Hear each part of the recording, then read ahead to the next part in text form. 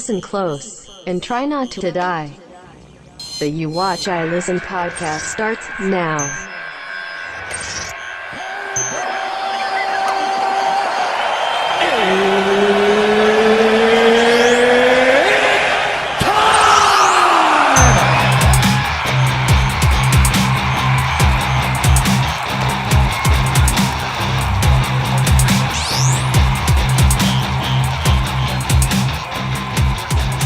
Home Depot in Kansas had to be evacuated for a bomb. What is tonight, boys? Tonight is the series finale of Game of Thrones. Tonight, it's finally over. Or when you guys hear this week, it's finally over. Last week we had The Bells, the episode.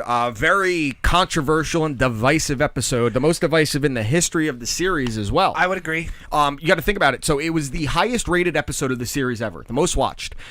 And it was also the lowest rated on Rotten Tomatoes. Really? 52% on Rotten Tomatoes is all it got. No shit. Yeah. So I like the episode. Okay. I was This is where people are disagreeing with me adamantly. I'm entertained. Yeah.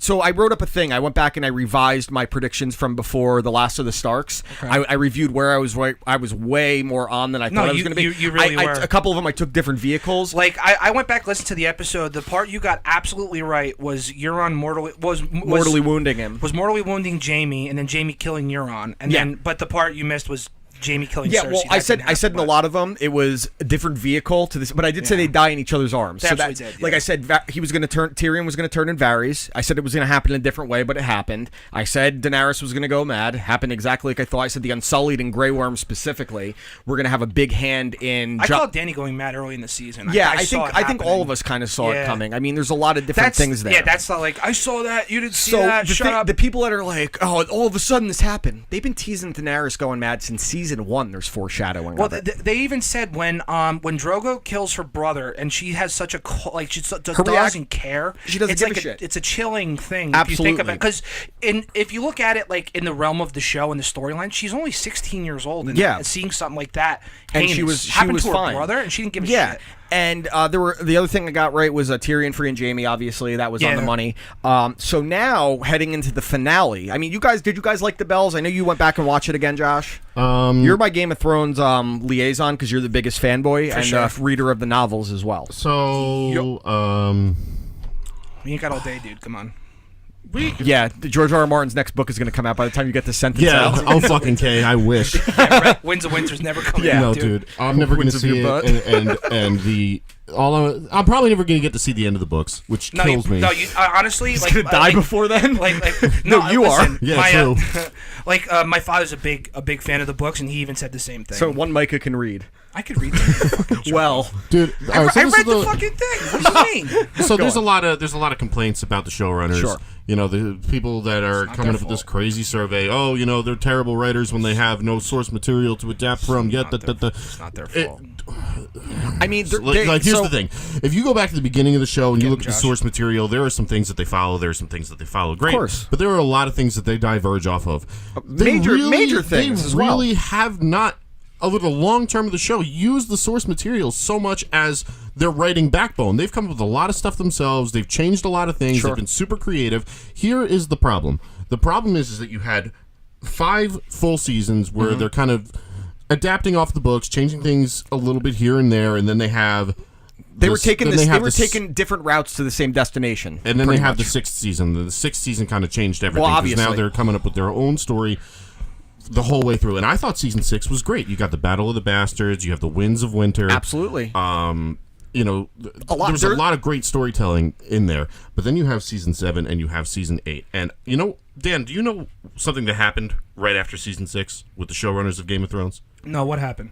They were signed on to a enormous, astronomical project. A bigger franchise than Game of Thrones, in fact, with a bigger company than HBO. Exactly. Do you know what that is, Taylor? Yes, I do. What is that? That's Star Wars. And who's Star Wars owned by now? Disney. And who don't you want to piss off if you're the showrunners by bad-mouthing HBO in this process? Disney. The showrunner. Yeah, you don't want to piss off Disney if you're the showrunners, which they did say themselves that HBO told us we can have as much money and as many episodes as we want. I'm sure there's a level of truth to that, but HBO is notorious for strangleholding successful shows, especially when they have large budgets. How many great shit short? Yeah, I mean, they cut Rome. Rome was Game of Thrones before Game of Thrones. Massive budget. Actually, yeah. Rome was an incredible show, but it was so massive budget. It was highly reviewed. It was highly watched. It just cost a lot of money, and HBO was like, nope. I mean, they canceled Deadwood after 3 seasons. Deadwood is considered one of their 5 best shows ever. Yep. So with this, I think part of it, the reason I do believe the writers a little bit that they had this mapped out, I think the pressure is a lot when you're writers and I, on a show like of this magnitude. And I think the expectations are so high that how can you do anything but disappoint in one way or the other? So I could see why they wanted to rush it. But I also, when I did my revision thing, going back at the end, I said the people are saying it's rushed. When we found out it was 6 episodes, and this is the analogy I used, I said, if you're starving right now, Josh, right? You're starving. And I tell you in 6 hours you're going to eat. But you're only getting 2 chicken nuggets. Are you going to be expecting to be full from 2 chicken nuggets? No. Okay, so you'd be an asshole if you had 2 chicken nuggets and say, I can't believe I'm not full. I was not expecting for everything I wanted to be fulfilled. Yeah, my expectations were in a certain way. To be fair, I am not as much of a Game of Thrones fanboy as you guys. I love the show. I think it's awesome. It creeps right into my top 10. It's like right there for me. It's not my top 5, and that's just differences in opinion. I will not shit on the show for that regard. But I think last season kind of changed my expectations because I said with season 7, I remember 3 things. I remember Arya getting the phrase. I remember Littlefinger. And I remember the dragon getting turned into a white. That is all I remember. The rest is completely... You tell it to me, I'll be like, yeah, now I remember. But I cannot name it. Every other season, I can name multiple things that happened. And I can't. I will say, dude, season 7, like, just seeing the wall finally come down was crazy to me, honestly. Like, that was nuts. I saw a meme earlier this morning where it was like... Because, like, you know, there's a petition out there for, you know, to rewrite Game of Thrones season 8, yada, yada. Which is it was the same thing they did with The Last Jedi. So like, dumb. But there was a meme out there where it was just a picture of Dany's face right after they killed whatever the hell her name was, Missandei. And it was just like Game of Thrones writers say to 800,000 petitioners, go write your own fucking show. These guys have been running it the entire time. Dude, it's people getting pissed because what they wanted to happen didn't happen. And I think that's what a show should be doing. It's the same thing with The Last Jedi. They were like, they changed the mythology. And it was like, it wasn't really changing the mythology, though. The other thing that I think is a reason you see so much backlash is whether people realize it. I think it's a big subconscious thing, is that a lot of people just don't want it to end. I think that's a major part of it. And I agree. I don't want it to end. No, why would you want it to end? Because the way they did it, specifically the episode before this, is where they were setting everything up where, like, you know, don't say nothing about Jon being a target. Like, they were setting it up. Yeah, sure. They went back to the political drama. If they had one more season, I think it would be better. That's just what I think. But it is what it is. This is what we have. Let's enjoy it. 3 to 4 episodes in the last 2 seasons, you could have gotten more done. But my point is this. Or not waste 20 minutes in the first episode with Aladdin. I didn't. Yeah, you're right. Still didn't mind it though. But like, it's just this is what we have. We can't change it. Yeah. So why don't we just enjoy it while we have it? And I listen. It's not to say that everyone is supposed to love it. There's always going to be disagreements. And when I also think about it is, look at the history of popular cultural phenomenon shows. How many of them ended on universally beloved high notes? Dude, Breaking Bad recently. Well, Breaking Bad. There's only 3. Breaking Bad's one of the few shows that's perfect start to finish. There are a handful. There are of 3 shows I can think of that had universally praised endings. It's Breaking Bad, 6 Feet Under, and The Shield. Everything else is totally debatable, is that divisive. The dude that played the Thing in the Fantastic Four? I'm forgetting his name. Michael Chiklis. Yeah. Oh, he was Kingpin in Gotham too. Yes, correct. That's awesome. So not Kingpin. He was the Fisk. No, Fisk is Daredevil dingus. Sorry. But he wasn't Gotham. You're right.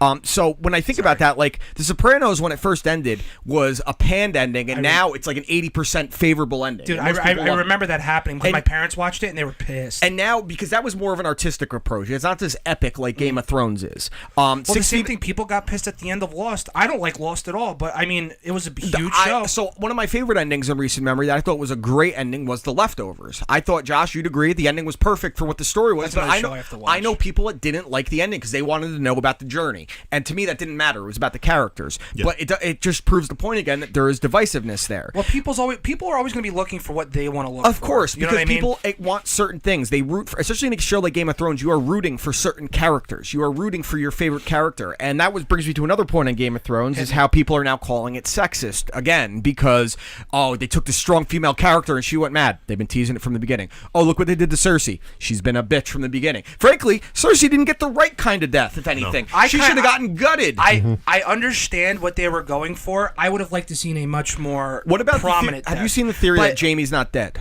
That he did not die in there? Because I didn't. Silly to me. Well, the only reason I would put any credence to is the fact that the Euron's the actor got a goodbye and he gave a thank you, and Lena Headey, whatever how you pronounce her last name, Headley, there's no L in it. I thought there was. No. I didn't discover that until I watched the Page movie the other night, Fight It With My Family, which actually wasn't that bad. I was surprised. It was very entertaining. If Nick Frost is in it, I'll probably watch it. He was hilarious in it. But so she said a goodbye, and then all the characters said goodbye, but he didn't say goodbye, and none of the actors said goodbye to him. I still think he's gonna die, even if he's still alive. He might come out of the rubble and just bleed out, and then it could truly be Euron killed him. Yeah. But I do think that's a little interesting thing. Why would you bring him back in the last episode just to show him get there? Unless he has a prominent role to play in the final episode. Maybe Dany finds Jaime and Tyrion together. And I don't know. I'm spitballing here. I'm not saying that's what I think is going to happen. Right. So I don't see that happening. I think it's kind of silly. What about the big editing mistake this week? I thought this was worse than the Starbucks thing. Did you catch the big editing mistake? No, not this one at all. When Jaime and Cersei were down in the crypt, they didn't edit out Jaime's hand. Oh, they didn't. That's a big fuck up. Yeah. Oh, that's a bad. massive fuck up. So I didn't see that. That and the Starbucks cuff gave me more credence to the rushed idea than anything else. I thought they were, because I saw again on Instagram. I saw this silly meme about like they fucked up Jaime's hand, but it was showing him in the crowd trying to get in, and it's clearly a fake arm. Yeah, of course. You know what I mean? But no, you could see as his arms around Cersei and his hand is suddenly back. So love obviously makes limbs grow back. Yeah, right. So yeah, they're sexist because they killed these characters, which is absurd. So what about your final predictions for? Let's start out with some characters here. Okay. Let's go down the list, I guess. What happens to Tyrion? Taylor? Tyrion's dead.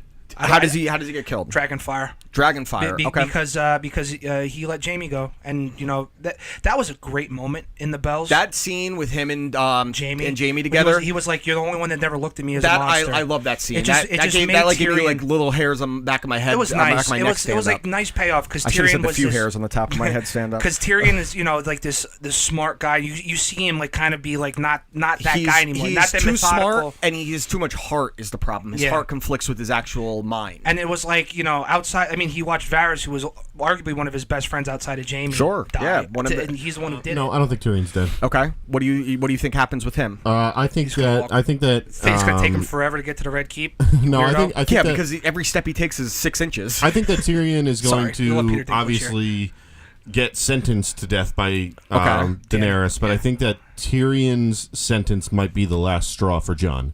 Okay, I could see that. That's actually a pretty good theory. I do think he's dead. I think that it will probably end up being Dragonfire. I hate the theory that he's going to get Dragonfire and he stands there because he's actually a Targaryen. Shut up. That's a stupid theory. Remember when that was a thing? Yeah, that's a stupid theory. That was so dumb. So I think Tyrion's dead. I think Sansa is going to be the one that actually condemns him ultimately because suddenly Sansa's going to get to King's Landing in 2 minutes. Beam me up, Sansa. And just like how Gendry got to the wall in 20 minutes. So I do think that it Took will. The White Walkers 7 seasons. I think Sansa is going to be the one that turns on him because that'd be the most unexpected last heartbreak for him because he thought him and Sansa had this mutual respect. And I think Sansa doesn't want anyone that may make her potentially weak around her anymore. If that makes sense. I guess you want to go to well, let's just keep running them down. The characters. So let's go to Jon next because I'm sticking with my original theory on Jon. So what was your original say it again? So what I think is going to happen now? I need to revise this. So this involves Jon, Daenerys, Grey Worm, and Arya. Clearly, Arya is going after Daenerys now, right? I think you and I are exactly the same think page. Arya is going to start to get close. I think Jon and Dany are going to have this scene where he's confronting her and everything. Grey Worm standing by her side, and then Arya is going to try her ninja shit to get to Daenerys, and Grey Worm is going to kill her, leading Jon to snap. Because if you noticed in the episode this past week when Grey Worm was talking to Daenerys and then Jon came in, they built up the coming fight between Jon and Grey Worm. Grey Worm walks by him, and he as he walks by, he keeps his eyes right on Jon. He stares him down, and then the whole battle, they keep cutting to the two of them. Well, that was the one thing when you see Dany take off and just start burning the shit out of King's Landing. Grey Worm throws the fucking spear. Jon's telling everyone to stop, and you see Grey Worm turn around. And they cut to it a couple more times. So I think what's going to happen is I think Grey Worm's going to tell Dany that Jon was technically not he was not following your lead. He was not following your orders, even though they had given up. Correct. Still massacre everyone. So I think that Arya is going to get killed because that'd be the true gut punch character to get killed at this point, especially after the long night. And then I think it's going to be Jon and Grey Worm. Jon kills Grey Worm, and then he's going to kill Dany. And the last shots of Dany is going to be her reaching out for the throne, just like her vision, which is exactly what I thought from a couple weeks ago. I love the imagery I saw just in the preview where you see her walking out. It's final. She's where did all Dothraki come from after the long night? Well, are they back? Well, no. They read that article and they were like, "Oh, we better edit these Dothraki back into the show." We gotta get these immigrants back. Well, you actually saw it in the Last of the Starks when they're talking about what forces are left. Everyone just took half of what they had and just got rid of it. Let's go. So, what do you think's going to happen between Dany, Jon, Arya, Grey Worm? I'm not just maybe like a tiny bit difference between what you said. I don't think Arya is dead at all. I think Arya kills Dany, and I think Jon kills Grey Worm. But Jon is like, "Fuck this shit, I'm out."